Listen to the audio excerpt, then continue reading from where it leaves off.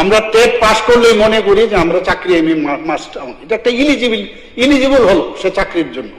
আমাদের মধ্যে একটা ভ্রান্ত ধারণা যে টেট পাস করেছে, পরে ওই টেট যারা আছে রাস্তায় নেবে যে আমি পাস করেছি আমাকে চাকরি দিচ্ছে না, এটা এরকম না। কিন্তু এটা একটা ইলিজিবিলিটি টেস্ট। আমি এটা কিন্তু পাস করলো আইনি, কিন্তু আইন কিন্তু বলছে না you are bound to give them, যে তাদের চাকরি দিতে হবে। তো ইলিজিবল হয়ে গেল। ৫,০০০ চাকরি দেওয়ার জন্য এডুকেশন দপ্তর বসে আছে টিচারের, কিন্তু ১১০০ টিকছে, ১১০০ মাত্র কোয়ালিফাই হয়। তাতে প্রমাণিত করে কোয়ালিটি অফ এডুকেশন নেই।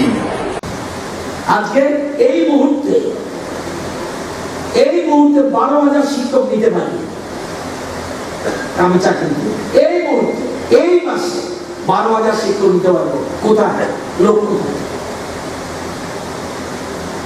কোথায় লোক পাচ্ছি না। ৪,০০০ এসটিজি টিআরবি থেকে বললেন বোর্ড আমাকে লোক দাও, আমার স্কুলের শিক্ষক দরকার। আমাদের মধ্যে একটা ভ্রান্ত ধারণা যে টেট পাস করেছে, পরে ওই টেট যারা আছে রাস্তায় নেবে যে আমি পাস করেছি আমাকে চাকরি দিচ্ছে না, এটা এরকম না। কিন্তু এটা একটা ইলিজিবিলিটি টেস্ট। আমি এই মুহূর্তে আমি ১৪,০০০ চাকরি দিতে পারি। আপনাদের মধ্যে কেউ আছেন চাকরি নেওয়ার জন্য আমার থেকে? চাকরি দাও, চাকরি দাও, দাও। কই লোক তো খুঁজে পাই না। এই মুহূর্তে আমি ১৪,০০০ চাকরি দিতে পারি। আপনাদের মধ্যে কেউ আছেন চাকরি নেওয়ার জন্য আমার থেকে?